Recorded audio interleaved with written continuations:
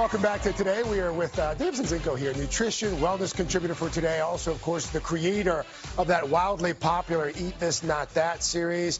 He paid a visit to the Summer Fancy Food Show. It was held right here in New York, covering more than 6 football fields worth of space with more than 200,000 different products.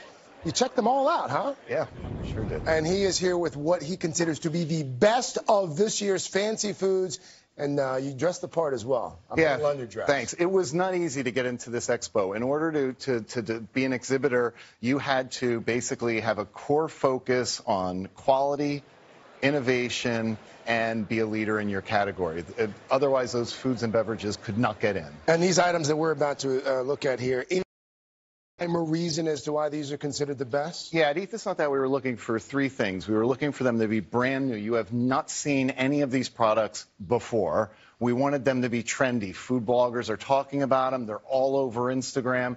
And we also, wanted to make sure that they were both good for you and great tasting. Sometimes you get the nutrition, but they're not delicious. Hard to believe that there's still foods that we have not experienced. Yeah, it was a really high bar. All right, let's start here. This I just stuck my finger in here, and it's pretty good. This is awesome. This is fava butter. This is a fabulous replacement for the margarine in your fridge, Craig.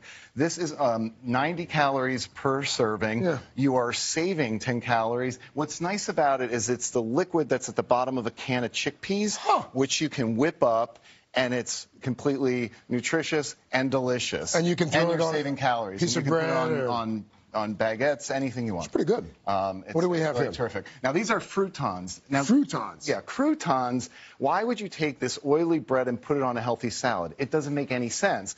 What this company came up with is fruitons, where they're basically saying take this dried fruit that has less sugar, less fat, and take it around and put it in your smoothies, put it on pasta, put it on meats. You can pretty much put it on everything, and it's a really healthy snack as well.